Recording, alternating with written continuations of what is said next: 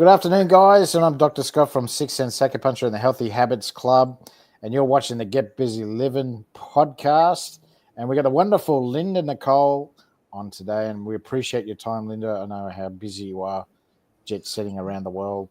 I get it. It's great to be here with you. Thank you for having me. Yeah, we appreciate it because, I'm sure you'll be able to give us some gold nugget information, so appreciate your time. So we'll start off with my usual question. So tell us, Nicol, what gets you Linda, tell us what gets you out of bed every morning. Oh, well, I've thought about that one long and hard, and I know everybody expects this big worldly reason as to why you're doing this and saving the world and all the rest of it. And I'm ashamed to say I don't have any of that. Probably like most of the people watching, you ponder what's wrong with me, why I don't have that. And then the next usual answer, and it's the answer I used to always jump to, was because I've got a family and I do it for my children and all the rest of it. But recently I've been on a much more sort of detailed journey and really a lot of self-reflection.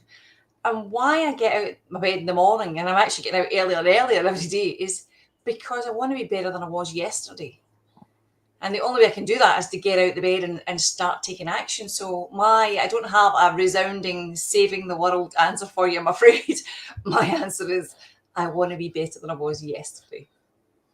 That's a pretty good value to have. And yes. It's I can see that you like to empower women as well, especially with do, yes. Wealth production. So you're helping the community, and that's the most important part. I am out there doing my bit for different places, yes. So that's commendable. I appreciate that you do that for the community. So that leads me into the second question. So tell us, how did you get into passive income specialty? Well, I will try and cut this story short because it is a bit of a long one. So I am an accountant to trade. That's what I did my studies on and spent many years as an accountant in corporate world and in banking in particular. But through that journey, I always had in my mind, I wanted to be an investor. But even as an accountant, they don't really teach you about investing. They teach you how to account for people's money, but they don't teach you personally how to invest. So like everybody else, I kind of knew about property and I knew about shares and a few other bits and pieces, but I wasn't really what I would call myself as a sophisticated investor. So it was always in the back of my mind, and I dabbled in a few things. And like most people, how I got started was buying investment properties. So I think I bought my first investment property when I was about 26. And life went on, and I always had this in the back of my head that I wanted to be an investor, but never really, investment properties, but that's a long-term game. That's not about cash flow. And then I came to Australia on that because my accent would give that away. I'm not Australian. So I got to Australia on my accounting ticket. And I was here in the banks, and then I was made redundant. And it was probably the best thing that ever happened to me because it was GFC and I was made redundant. And yes, I could have probably gone out and got another corporate job. But at that point in time, I had already started dabbling in trading in the options market. So I don't know how much, but trading the stock markets. And then life took another turn, and I was helping my husband grow his business. Then the next thing I know, I'm pregnant, and I am pregnant with triplets. So everything kind of went on a back burner while I had the children, keeping them alive and all that stuff. And then I actually went on to have another 2 children. So I had 5 under 5. So there was no real... I know. If I say it fast enough, it doesn't sound too bad. 5 under 5. 5 under 5. That doesn't sound right. It was crazy. It was crazy. Just as well, I'm kind of laid back and just took it all as it came. I don't sweat that kind of stuff. But what it meant was I couldn't get back to a job. I could have, but it would have been really difficult for me to get back into a corporate job because how are you going, this one's sick and that one's sick and this one needs to go to the doctors and all the rest of it. So I really sat back and thought, I need to figure out what it is I want to do. And so I kept going back to this. I want to be an investor. And what does that look like? And I had quite a few investment properties along the way. But then with the trading the options, I thought there's more out there. And so I really started to do some research about what is out there, what is available. And so I just started to educate myself. And then I came across some more property stuff, but that was more around optioning property, and it was property developments. So a few of those. But again, it still wasn't, because there was a lot of upfront risk of your own capital and things for, yes, the returns are much better than the banks, but it's still a lot of risk for the reward. And I kept looking and looking, and then I came across Bitcoin. And now I had heard of Bitcoin when it first came out, but that was when the children were just born, and somebody told me about it. But their description of it was a currency used by criminals. And so back then I'm kind of going, yeah, you get it. And it was just an internet thing. So of course, fast forward, Bitcoin has taken off, and I started to get myself educated about it. Can I just add to that? Can I just say that? So are you inferring that banks are criminals, or the people that said it to you, I should say, the people who said it to you? Now they got on the bandwagon. They trade $6 trillion a day. Yeah. Yes. That's what banks. That's banks alone. Yeah. Just in crypto. They're trading 6 trillion in crypto. Yeah, a day. Wow. I knew in the FX space, that sounds high. I knew in the FX space, in foreign exchange, they were up around 5-6 trillion a day. But doing it in crypto, 6 trillion. Wow. Sorry, 6 trillion. Wow. 6 trillion. 6 billion. That's just banks alone. Right, it's $11 trillion. Yeah, Forex is $11 trillion. Forex is massive platform. So anyhow, I ended up in the whole crypto world, and I very quickly realized that yes, it was here to stay, and it was a legitimate thing, and there's a whole technology behind it. It's not just Bitcoin. And so I went on this journey to find out. And yes, at the start, I did the typical, you buy and you hold and you ride the waves up and down, whatever. And I've made mistakes, and I've learned a lot along the way. And so I've now got to a place where, yes, I can look at projects, and I can look at things. Am I going to put my money into it? Am I not? And I think I've kind of got that down pat. I've been able to identify some really, really good projects, getting really good returns out of them.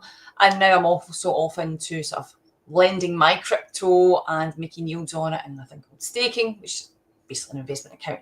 So that's been my journey. So my passive income has taken me through the traditional property, stock markets, and now I'm into the crypto. I am still in the FX trading space and property, but property is more sort of buy and hold now. I don't want to get back into developing or any of that stuff.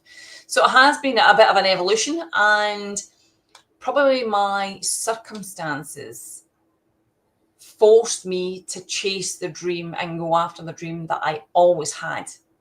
So it's been a journey, and I absolutely love it because it now allows me the freedom to do what I want to do, and sitting here chatting, and my passive incomes are bringing in the cash as I'm here.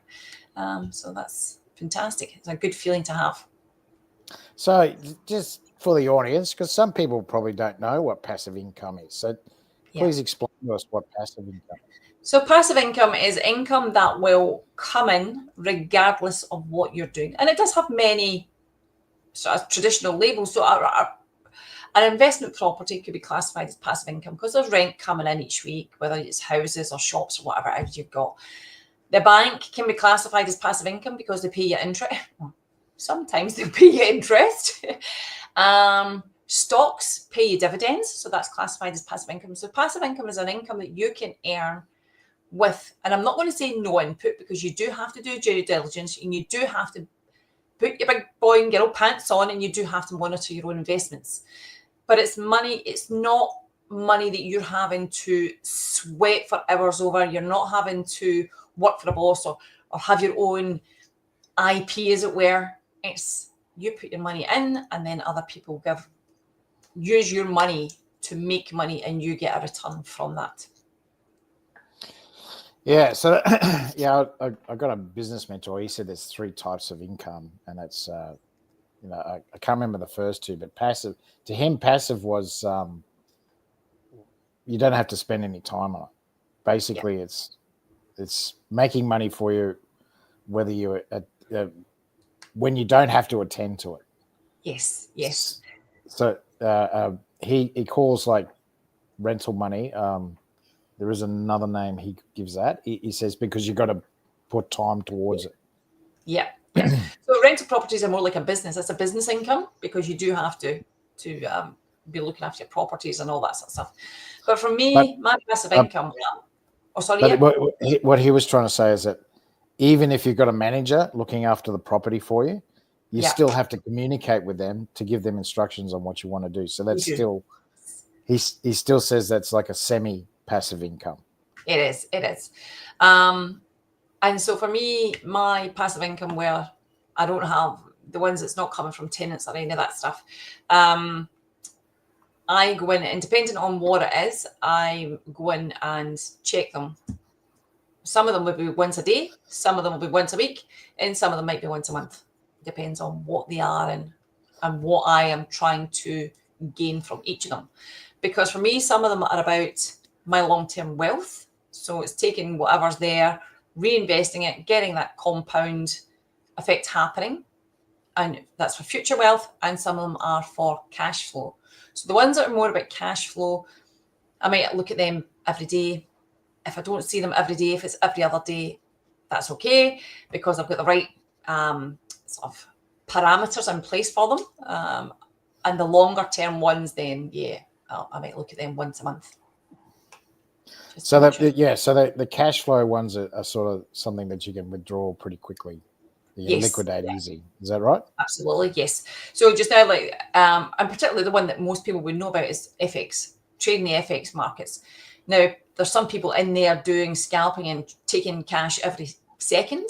There's some people who are doing it on the 15-minute chart, the hour chart, the 4 hours. My life, having 5 children, does not allow for me to be sitting watching charts every 5 minutes. So if I've got positions that I can just look at the start of the day, give it 10 minutes of my time, start the day, am I cashing out or am I staying in for another day? That's the only decisions I want to make about it. Yeah. And yeah, that's right. How's the youngest now? The 2 youngest? He's turned 9. Oh, okay. So they're starting to get self-sufficient. Yeah, they are starting to get a little bit older, but 2 of my children are also special needs children, so they've got autism and ADHD. So there's a lot of therapy appointments and things for them as well.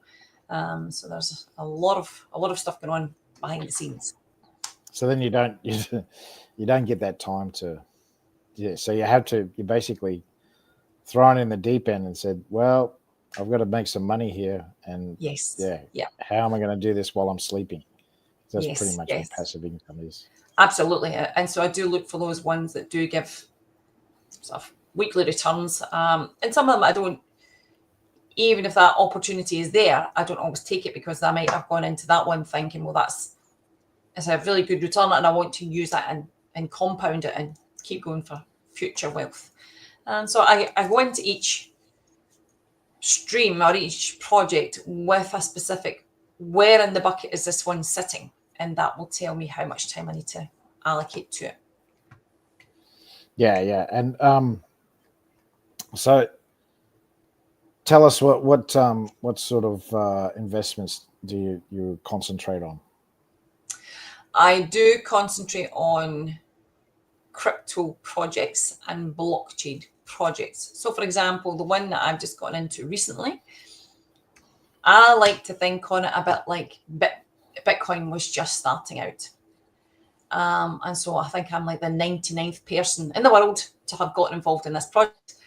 But it is a blockchain in its own right. And there's all these other businesses are building on that blockchain.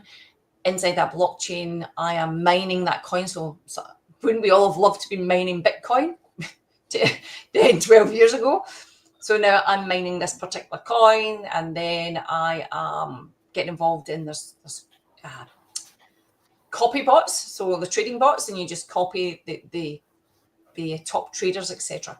So that's where I'm focusing my attention now. So I am trying to look for those things that are got that potential to really grow. So Bitcoin it's grown massively since its inception, but it's had its run. How much further can it actually go? What is that multiplier? Is the next multiplier 2x, 5x, 10x? So I'm looking for things that will give me similar multipliers to what Bitcoin has already had, or maybe not similar, but much bigger multipliers. So that's where I'm focusing my time. Yeah, and that's the big question: is which currency is going to take off next? Ethereum was another that took off, and it's plateaued a bit. But it depends on who you talk to. It's the same old story. Exactly. And it's a space where you do have to be very cautious, because it's a space that, because it's unregulated, it attracts the scammers. So there's all the bug pools that are out there. When they're basically shelling a coin and pumping it up, you'll have all these influencers talking about it, and then they all sit at the top and everybody else gets destroyed through it. So I am very, very focused. There's only about 3 people that I will listen to in this space, and I just don't even click on any other video, open any other email. I've got my 3 people, and I trust them implicitly, and that's the only people that I get involved in. And so just now, the crypto market's having a bit of a bloodbath. You call it. It's just part and parcel of the whole ride and way. The peaks and troughs of it. It's just part of the cycle. And because I've been in it for a while, I don't now, because of where it is just now, I don't want to get distracted with the noise. I now don't even look at it on a day-to-day basis. There's a weekly update that I watch once a week by one of the people that I follow and trust implicitly, and that's all I do. I'm just staying away from it, so you don't get. It can be very emotional. So it's best to because it's a roller coaster, because it goes up and down every day. Like even the traditional stock market, same. It is, yes. Yeah. It goes up and down every day. And so it's this whole passive income thing, you have to be very disciplined, because there's a whole FOMO, the fear of missing out. And it is so easy to think, I need to get involved in this. And whether it's crypto or whether it's FX or what, there's any number of people in your email box and your Facebook feeds and your Instagram feeds with all these latest things.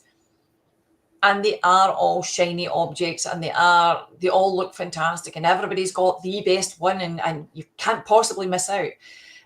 You have to get past that, and you have to really think about what are you trying to achieve, and then from there figure out who are the best people in that space.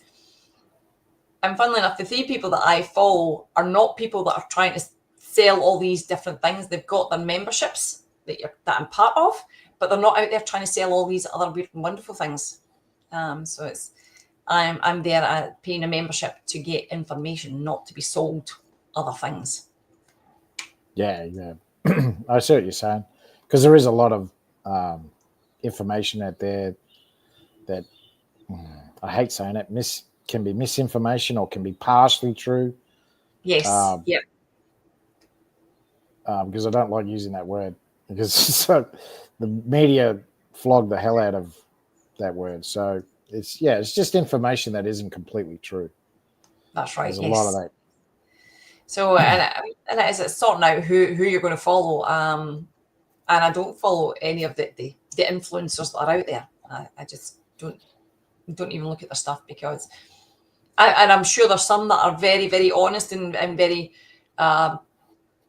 respectful in what they're saying, but there are some who are absolutely paid to talk about different things and drag up prices. So yes, it's an interesting space. Yeah, that's right. And I followed Jordan Belfort a little. And, all right, yeah. He was the Wolf of Wall Street. Wolf of Wall Street, yeah. And he says, I saw him in an interview with Tucker Carlson, and he said the people that make the most noise are usually the ones that have no idea. Yeah, I think there's probably an element of truth in that. Yes. he says, he delves into the traditional stock market. He doesn't delve into forex or Yeah, uh, yeah. but at the end of the day, and he says they're all currencies. They all fluctuate. They all go up and down. It's They do, and it's deciding what. And again, it comes back to what you're trying to achieve. Are you trying to achieve just long-term wealth, and you're happy to put your money in and just let it run, or are you trying to get that cash flow? And so you and I could be in the same market with the same stock or crypto or foreign exchange pair, but if we've got a very different objective of what we're trying to achieve, and if we're looking at it from a different timeline, so if I'm looking at it in a long term, or you're looking at it long term, so you're saying, oh, it's bullish. If I'm looking at it on a daily chart or an hour chart, I might be going, absolutely not. It's tanking. And so the same thing can be completely taken out of context because we're both looking at it from a different angle and a different outcome of what we're trying to achieve. different strategy, Yeah. and then Yeah. you can have different. Exactly right. That's what anything in life, isn't it? But It is. tell us a bit more about how you got. You're saying before that you studied options, so that's the Yes. traditional stock market. So what got you doing? I know you migrated to crypto, but what gave you that idea? It was actually, I was buying investment properties through a property investment company. And I was sitting down with the chap and we were just looking at what was the projects they had coming up. Was I going to get into any of them, etc. And so we were just chatting about these projects. And through that conversation, he told me about some other woman, because I think I made some comment about, oh, wouldn't it be great to have the funds just sitting there to be able to buy every one of them? And that led him on to tell me about this woman who was doing really well with property options, and so with option, not property, with just market options. Yeah, stock. And she was doing really well, and so she had really expedited her growth of her property portfolio. And that got me thinking. I went, oh, I wonder. So he put me in touch with her, and I had a chat with her. And she was a lovely lady, and she was telling me all about it. And she put me in touch with the company that she learned through. And so yeah, that's how I got in, because I didn't even know that options were a thing. I had heard of them in my accounting studies, but because I wasn't in that field, that was kind of the last time I ever heard of them again. So I went off, and that's how I got to studying options in the stock market. So tell us about that. Tell us what's an option is. So options are, you have the right but not the obligation to buy or sell the actual stock. So if you take, for example, BHP, and I don't even know what a BHP share is trading for these days, I'm going to call it $100 for the sake of the example. To buy a lot of enough BHP shares to be able to give you a decent cash flow, you've got to have a lot of money sitting in your back pocket to buy a lot of BHP shares. But if you buy an option, if you think it's going to go up in price or down in price, depending on what way you think it's going to, you buy an option with either the right to buy it at a set price. So if it's trading at $100 and I think it's going to go up, I might buy an option with the right to buy it at $105. And then when it goes to $120, I can then what they call execute that and then sell them on for that $15 profit. But it's a right but not an obligation. And so by buying these options, and likewise, you can do the sale as well. If you think they're going to go down, you can buy a right but not an obligation to buy them at a lower price at some date in the future. But the thing about them is you do not have to exercise them. It's up to you whether you exercise them or not. And so by just trading these actual options, you never have to buy the stocks or the shares.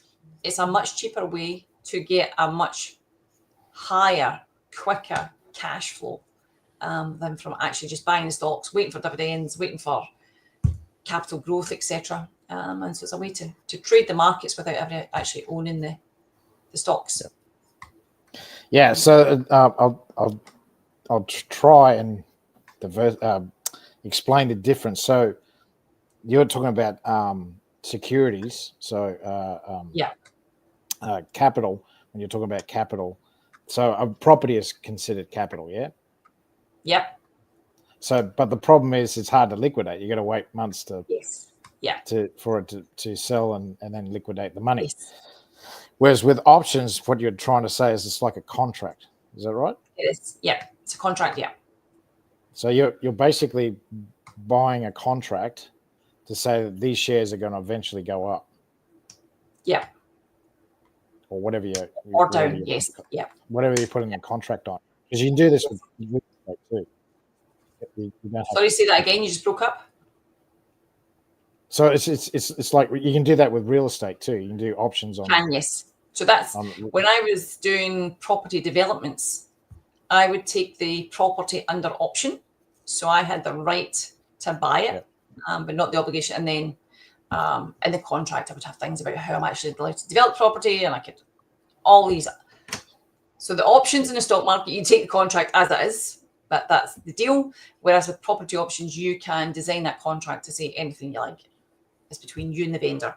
But property options are a good way of generating cash flow as well. I know people that's all they do is they find properties, they get them on under option because they know the property has got X number of dollars as profit in there for a developer. They will get the property under option and then they will just sell the option on to the developer and they'll make their cut as the middleman. And you can make a lot of money doing it. That's what some people do. Yeah, so Robert Kiyosaki talks about this. So he's the real estate magnate, but yeah, he talks about how you can buy, but you don't buy it. You actually just put a contract down. Yeah. Say it's worth $100,000 the house.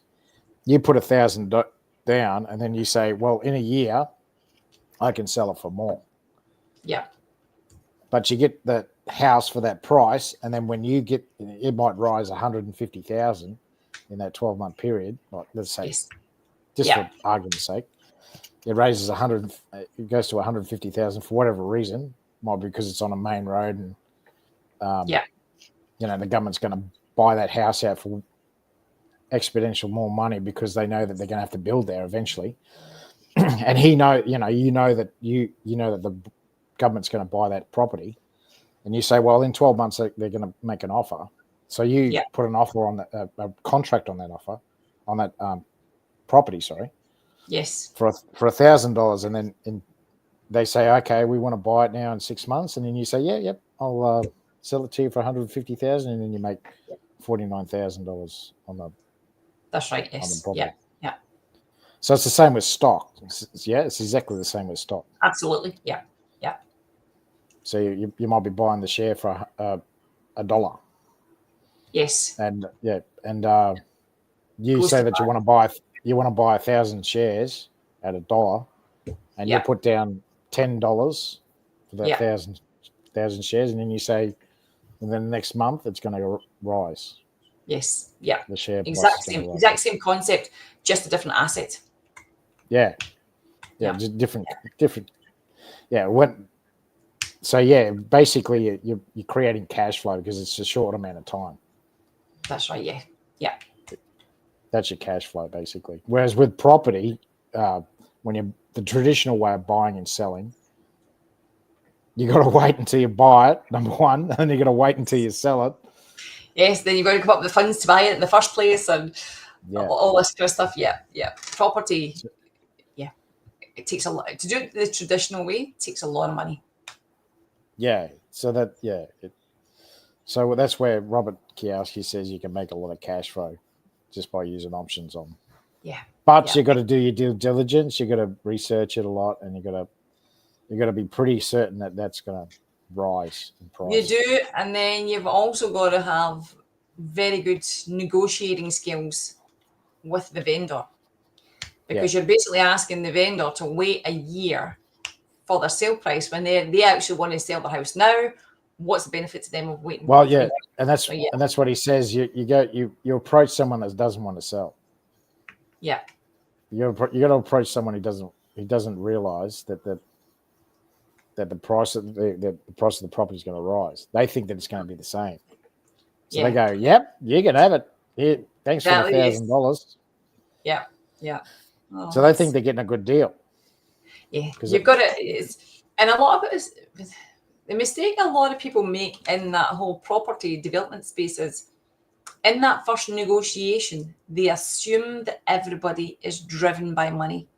Yes, everybody wants a good fair price for the house and the most can get, etc. But they assume that is the only thing that the vendor is looking for when that's not the reality. The reality is there's a whole manner of other things that come into it. And so you do have to learn to be a good negotiator through that. Yeah. And you have to, the more of a people person you are, the better you'll get on. Yeah, that's right. So the more charismatic you can be. That's the best thing about shares or crypto or whatever. There's no emotion behind it because you're just buying and selling. Yes. And that's why I love online. Sorry, and that's why I love crypto as well, because crypto takes that one step further. It is a trustless system. I don't need to know you. I don't need to know anything about you. I don't need to know. So if you're trading options, there's all the hoops you've got to jump through and different things. But so for example, even this morning, I went onto crypto and I lend some of my money to somebody else. I don't know them. I don't know their name. I don't know where they are in the world, but it's all done on a smart contract. And so you can't change the contract.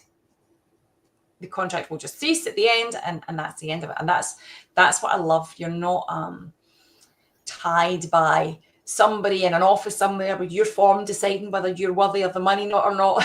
What's your credit history and all this? It's completely trustless. Yeah. It's all based on a digital contract that can't be changed. Yeah, and that's exactly right. So that, so you don't have to worry about, like you said, you don't have to jump through hoops and stuff like that. You just got to produce the money up front. Yeah. For the deposit, and that's pretty much it. Yeah. And then cross your fingers.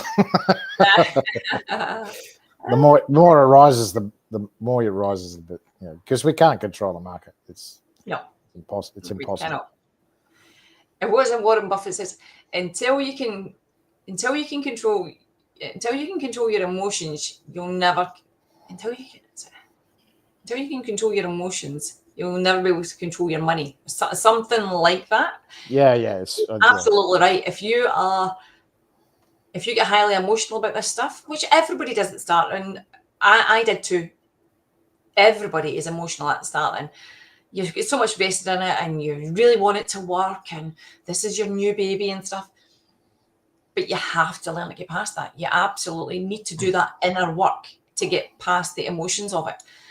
At the end of the day, and it was one of my mentors taught me, money is a commodity. It comes and it goes. You'll earn it, you'll spend it, you'll lose it, you'll make some more, you'll earn some more, and it will just keep going around the cycle. So always know that you have to come from a place of abundance. There's more than enough money in the whole world for every person in the world. Yeah, that's right. You have to control yourself and your emotions to be able to get in there and create a piece of the pie for yourself. 99% of the population, unfortunately. Say that again, sorry? 99% of the population emotional with money. Yes, absolutely. Yeah. It's difficult for a lot of people. It is. It's hard. It is hard, and sometimes I'll get caught up in it too. But the longer you're in it, the easier it becomes to detach yourself from it. Yeah, well, it's a promissory note. At the end of the day, that's all money is. It's a promissory note. Yeah. What do I mean by that? It's I do a service for you. You promise to pay me back. That's all money is. That's all cash is. It's the same with all currency. It's all the same.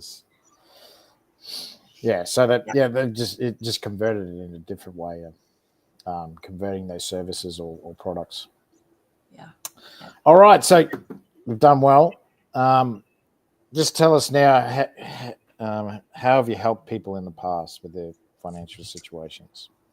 So I have helped people get involved, particularly in the crypto space. I have helped them, some people who have got some crypto background, some people who don't, but basically helping them, educating about the platforms that are out there and helping them get set up on there so that they can go and get more for the money than the banks are willing to give them. So just helping them on their journey as well. And it's always nice when I hear somebody that I've helped, they come back and go, oh, I used some of that income to treat my family, or we went on holiday, or whatever it is. It's always really good to hear that. And the people that I've helped, I've had every extremity of emotional people in there. Some people who are like, yeah, she'll be right, and we'll talk about this in another 6 months, 12 months, whatever. And some people are in my messenger a few times a day. Oh, where's my money? And is it gone? And like, everybody got to calm down. And so it's really interesting to watch the different attitudes and emotions from other people. And it's helped me a lot with my emotions as well. To keep calm and say, and to reassure them and say, well, it's just, I've got to be calm to keep them calm.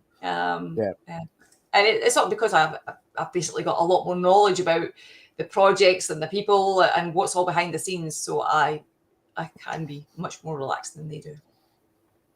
Yeah, and so what I'm trying to ask you is there like a testimonial you have where you've helped someone to turn their life around?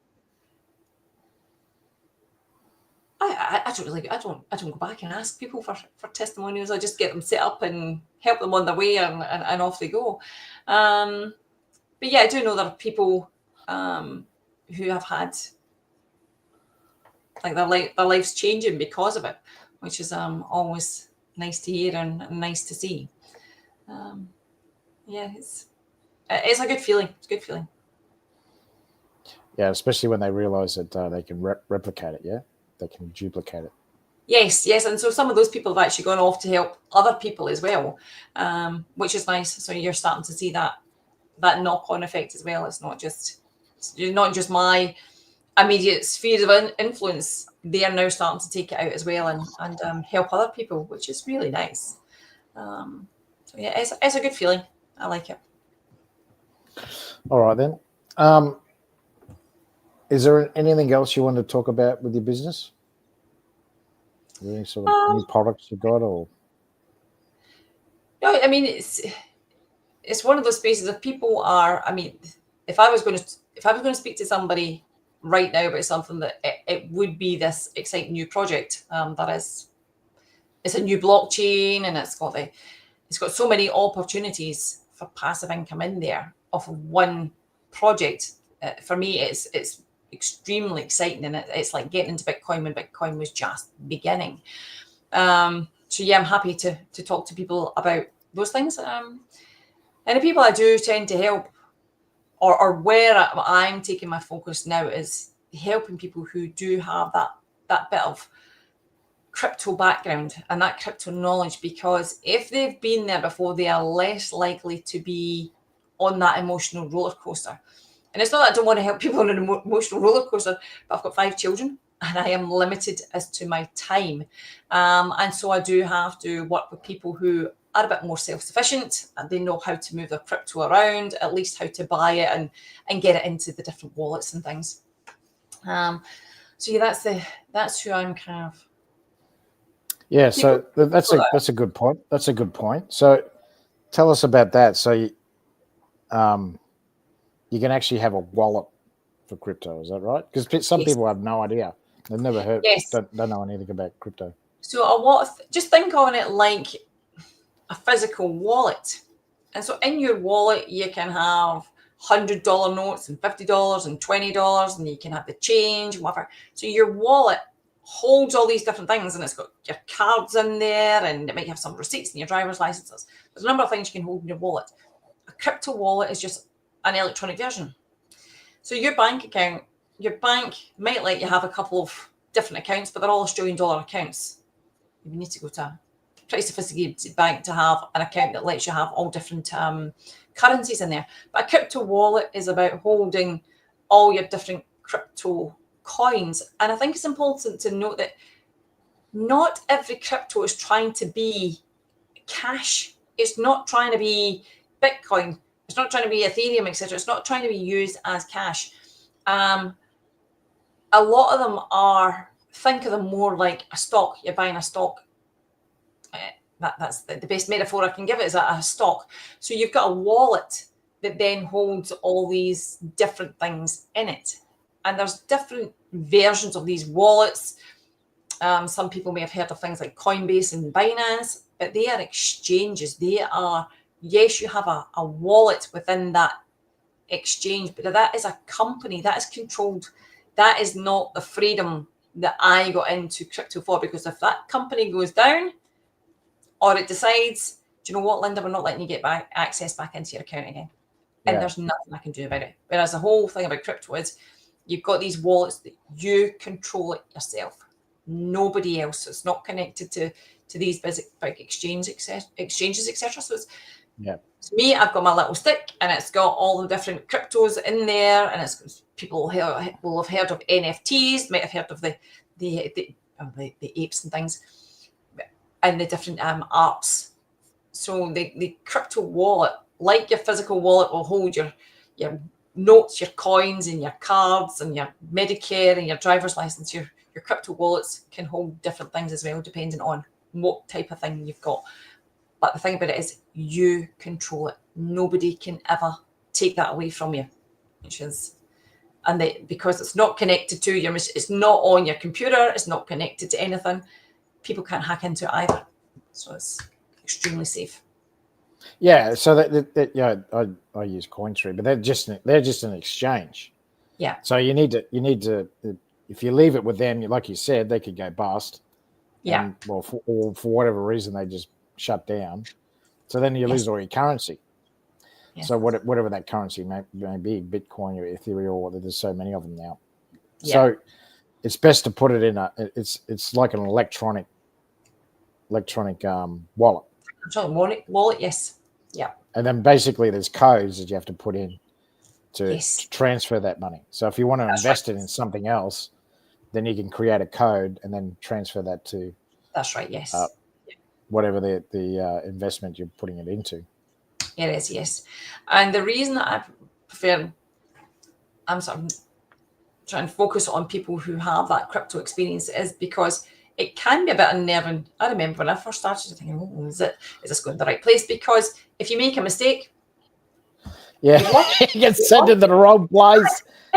It's not like a bank. Like a bank, no, the bank will just bounce it back at you, right? If you send money to a bank or something like that, or send it to someone else, that'll just bounce back. That's what happens. Not with this.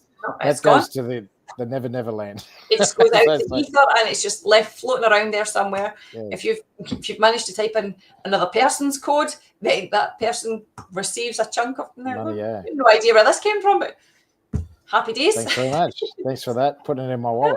Appreciate it. Exactly. They've got no idea where it's, well, you can't tell you. You can go and trace where it's come from, but you don't know who owns that wallet. So even if you were a really honest person trying to give it back, you can't. Yeah, because you got to find out who sent it. You don't know who sent it. So and that's why I do want to. I prefer working with people who have some kind of experience in that sphere, because they know how to move the money around. Like I can just say, get your money into this place, and then we can deal with it, and they can go off and do that on their own record. I don't need to physically sit there and hold their hand and do it all with them. And those people, because they know the crypto space, they don't have the whole emotional roller coaster thing happening either. They tend to be much more level-headed. Yeah, so it hasn't happened to me, knock on wood, but I do know someone that did that. They sent it to the wrong address, and it was one syllable. It only takes one number or one syllable. It does. When I'm sending things, I double check, triple check. I go over the top, even with my own stuff when I'm sending it. But I made an error. I'd had a particular token. I'd had it for a long time. and it had skyrocketed in price. I went, okay, I'm going to cash some of this out. I took a chunk of it. Thankfully, I didn't take it all. I took a chunk. Yeah, I'll send it over to this place. It never arrived. What? And I couldn't double checking everything. Why? What's happened? Why is it not got? And it was just in this loop. After a lot of investigations and go back to my mentors and the people that I trust, what had actually happened is I'd been sitting on this coin for so long that there had been some upgrade thing had happened, and before you could actually cash out, you had to put it through this transition to turn it into something else to then be able to cash out on it. And I missed the middle step. And so what I had tried to cash out on is just floating out there somewhere. Okay, I will never make that mistake again. That's right. It wasn't much money. It wasn't a lot of money. What was it? 5,000.